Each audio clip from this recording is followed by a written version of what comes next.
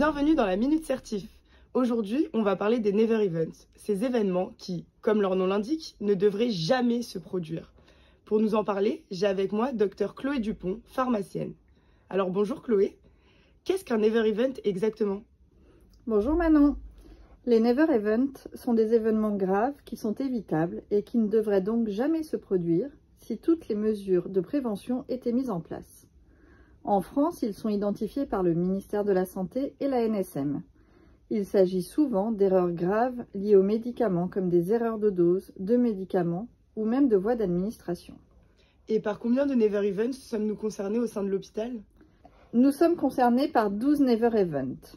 4 événements ont été ajoutés à la liste initiale en mai 2024 et notre hôpital est concerné par 2 d'entre eux, la colchicine et le risque de surdosage en lidocaïne intraveineuse. Et est-ce qu'il existe d'autres médicaments à risque au sein de notre hôpital? Oui, nous avons établi une liste institutionnelle des médicaments à risque qui intègre les Never Events, mais également d'autres médicaments comme ceux à marge thérapeutique étroite.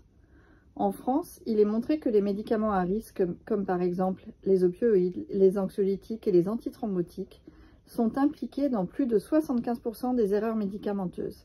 Ces erreurs surviennent principalement lors des phases de prescription et d'administration, représentant 93% des cas. Où trouve-t-on la liste des médicaments à risque? Chaque service de l'hôpital retrouve dans son poste de soins la liste des médicaments à risque qu'il a en dotation, ainsi que les risques associés. La liste institutionnelle est quant à elle disponible dans la GED. Eh bien, merci beaucoup Chloé pour toutes ces explications.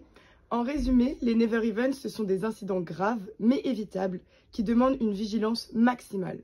On termine avec l'info bonus du jour. Saviez-vous que les carottes n'étaient pas toujours oranges? Elles étaient autrefois blanches, violettes ou jaunes, et c'est au XVIIe siècle que les Néerlandais ont popularisé la variété orange pour honorer leur famille royale.